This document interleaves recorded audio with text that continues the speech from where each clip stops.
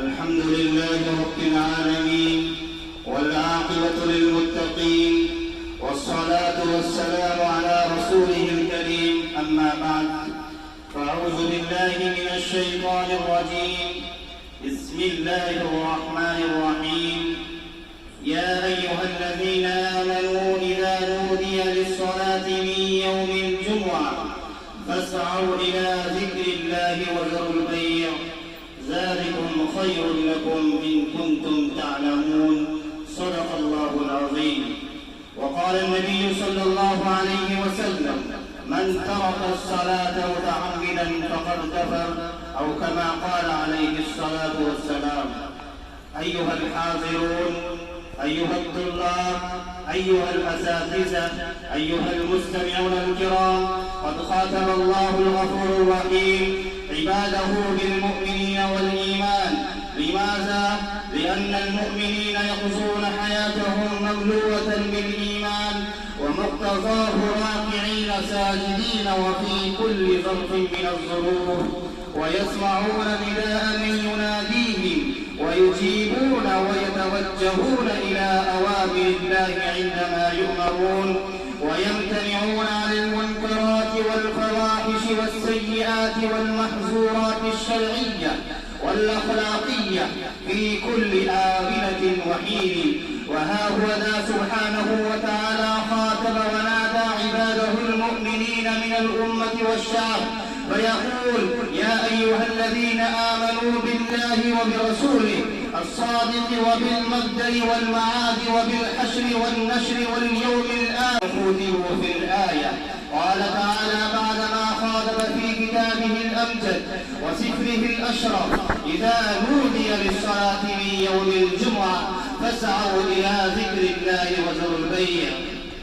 معنى الآية الشريفة: إذا قال المؤذن: حي على الصلاة، حي على الصلاة، حي على الفلاح، حي على الفلاح، فسارعوا إلى مغفرة من ربكم وجنة عرضها السماوات والأرض، تاركين التجارة والبيع والابتياع وكل ما شغل دهركم وأعصاكم، لأنكم في يوم الجمعة، وهو اليوم الذي فازت به الأمة الإسلامية وتفضل على سائر الشعوب والأمم التي توجد في هذا العالم.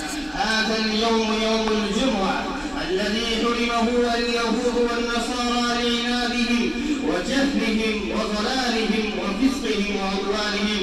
ألا تعلمون هذا هو اليوم الذي خلق فيه جدنا وأساسنا وأساس الإنسانية بأجلها، وأدخل في الجنة وأخرج من الجنة وفيه تقوم الساعة. واعلموا أيها الأحبة والأصدقاء إن في يوم الجمعة ساعة خاصة لا يوافقها مؤمن يصلي أو يسأل الله شيئا إلا أعطاه الله إياه. ويقول النبي الأشرف عن يوم الجمعة: من اغتسل يوم الجمعة غسل الجنابة ثم راها في الساعة الأولى فكأنما قرب بدة بعيرا، ومن راها في الساعة الثالثة فكأنما بقرة، ومن راها في الساعة الثالثة فكأنما قرب كبشا أخرج، ومن راها في الساعة الرابعة فكأنما قرب دجاجة، ومن راها في الساعة الخامسة فكأنما قرب بيضة.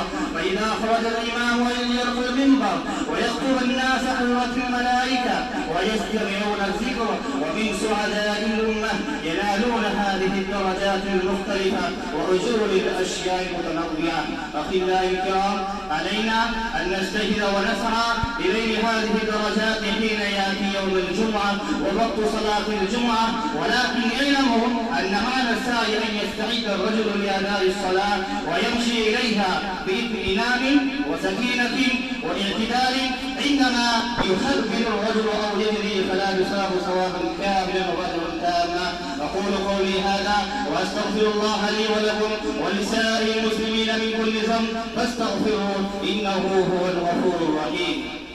نحمده ونستعينه ونستغفره ونؤمن به ونتوكل عليه، ونعوذ بالله من شرور أنفسنا ومن سيئات أعمالنا. من يهده الله فلا مضل له ومن يضلله فلا هادي له، ونشهد أن لا إله إلا الله وحده لا شريك له، ونشهد أن محمدا عبده ورسوله. أعوذ بالله من الشيطان الرجيم. إن الله وملائكته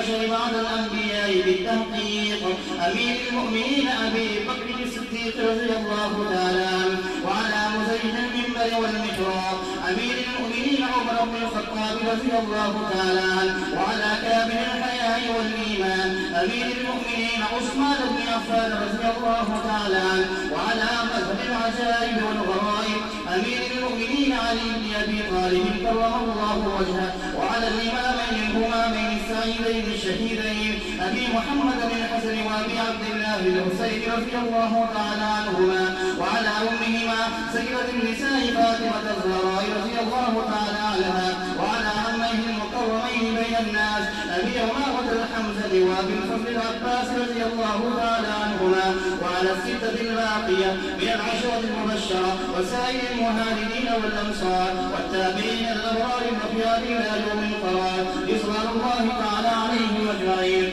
اللهم اغفر لي ولوالدي ولجميع المؤمنين والمؤمنات والمسلمين والمسلمات إنك سميع قريب مجيب الدعوات. اللهم أجد المسلمين بالإمام العامل والخير والطاعات واتباع سنن سيد الموجودات. اللهم انصر من نصر دين محمد صلى الله عليه وسلم ولا تجعلنا منهم. عباد الله رحمكم الله، إن الله يأمركم بالعدل والإحسان وإيتاء ذي القربى وينهى عن الفحشاء والمنكر والبغي يعظكم لعلكم تذكرون. اذكروا الله يذكركم وادعوه يستجب لكم، ولذكر الله تعالى أعلى وأولى وأعز وأجل